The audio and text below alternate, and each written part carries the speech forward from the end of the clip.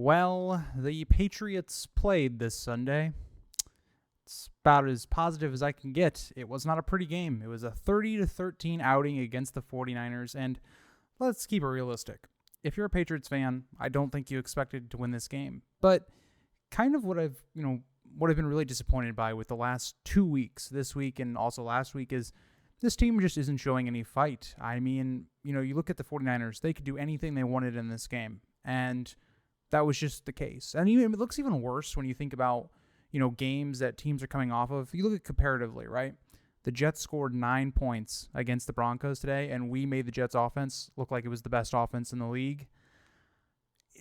I mean, the Patriots, just as a full functioning team right now, are probably the worst team in the NFL based upon their last two performances. And, let's break it down. Let's talk about maybe what some positives are. The only positives I came away from in this game was the special teams. Joey Sly was 2 for 2, and he also hit a 63-yard field goal in today's game. That was probably the most exciting thing.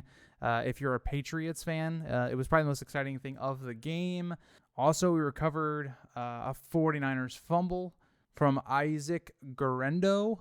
But outside of that, let's just talk about it, right?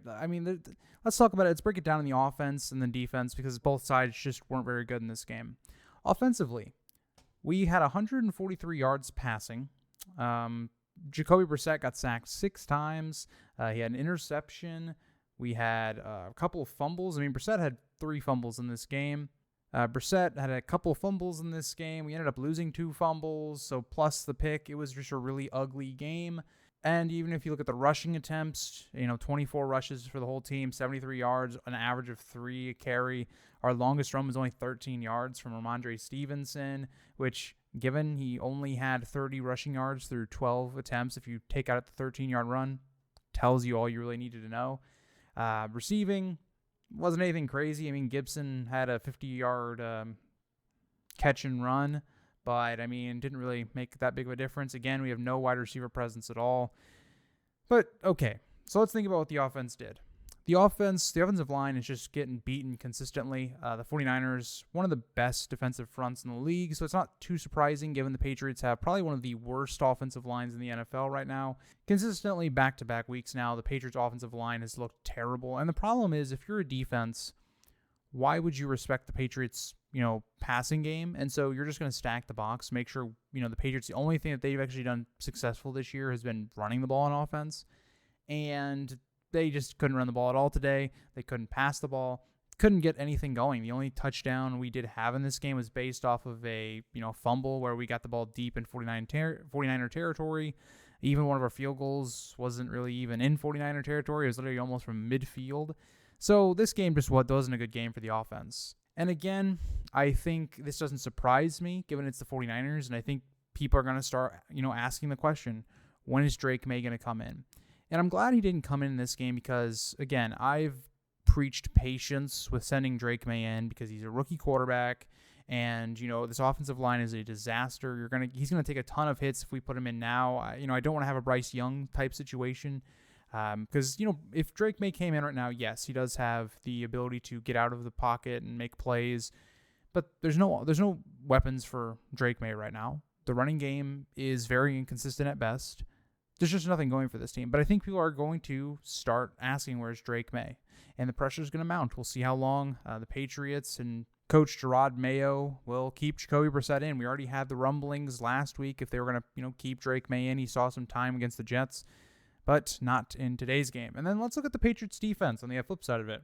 They just let the 49ers basically do whatever they wanted. We had no pass rush at all on Brock Purdy. Now, part of that was because we couldn't stop the run. 148 yards on 32 rush attempts, average of about 4.6 today. 25 was the long by Jordan Mason, who was over 100 yards in today's game. Brock Purdy was up at 283 once you subtract the sack yardage. He was great. He had 1 interception in this game, but for the most part, could do pretty much whatever he wanted.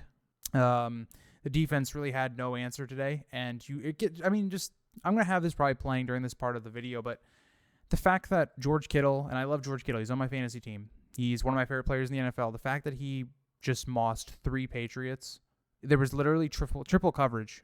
Like, Brock Purdy made a bad read, and George Kittle literally bailed him out.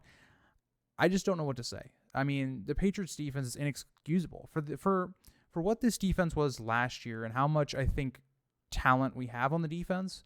For us to be this bad, and part of it is like, okay, the Patriots, offense isn't helping. They're just basically going 3 and out almost every single drive, giving the ball back to the 49ers. So the Patriots are on the field all game long, and so I feel for them there. But that's not the case in this game. And in this game, the Patriots defense was bad from the very beginning. I mean, the very beginning of the game. I mean, we went down, I believe it was 20-0 before the 63-yard field goal to end halftime. We were not good offensively. We were not good defensively in this game at all. There was nothing positive I have to say about this game from a defensive standpoint. Outside of maybe we created some fumbles. We only got one of those from Isaiah Grendo once again. But again, there was no pressure. There was no answer really to what the 49ers were doing. This team, which has been traditionally very good against the run, was horrible today against the run. And it's not just because of one big run. It's just because all day they were just getting ran over. And so if you're a Patriots fan, what do you have to say after this game?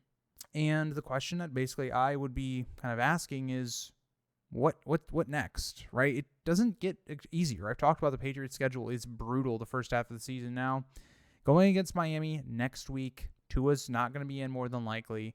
It should be a pretty low-scoring affair, I'd have to assume. And so Patriots definitely have a shot next week. And I'd say they actually should win that game. But the way our defense is playing, I have no idea now at this point. Dolphins could easily win. But as of right now, I think it's pretty bad if you're a Patriots fan. This defense has clearly regressed since Bill Belichick has left the building, which not exactly is a huge surprise in my opinion, given how great of a coach Bill Belichick was on the defensive side. But you just feel it. I mean, you feel how horrible it is to watch this team. And, I was, my uncle's house, and he has a Sunday ticket, and I was watching this game on one of the 4 screens, and it's just, yeah, I don't know what to say about New England. I would say the season's probably already over. I know we've played 2 tough teams, the Jets and the 49ers, and I would even go as far as saying I don't even know if the Jets are even that good yet, given the fact that, they should have beaten Denver, but Denver's a team that should not be competing with the Jets at all, and Aaron Rodgers in that offense got completely just manhandled. The Titans also were able to deal with Aaron Rodgers pretty well. If any semblance of offense came from the Titans, they would have probably lost that game. The Patriots are the only real team that's made the Jets look pretty solid this year.